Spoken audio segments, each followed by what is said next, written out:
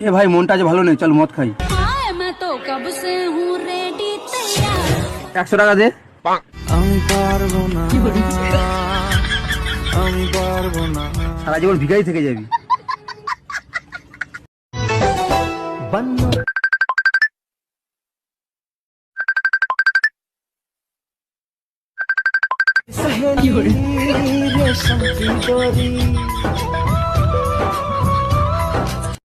আমি তোকে ভালোবাসবো না, তুই কি করবি? আমি তোমাকে চুপচাপ ভালোবেসে যাব। তুই আমার বাড়ির সামনেও আসবি না।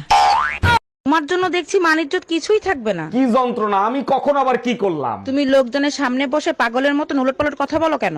আরে বোকা, পাগলের মতো এই কারণে করি যাতে তোমার বংশের কথা মনে না পড়ে। কি আমি পাগলের বংশ?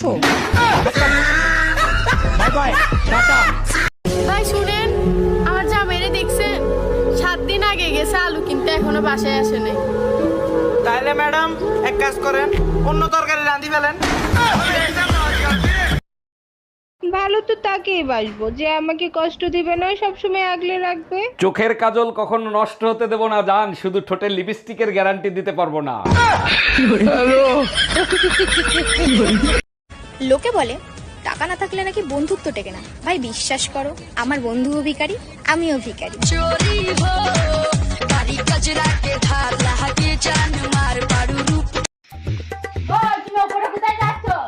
ছাদে যাচ্ছি ভিটামিন ডি নিতে।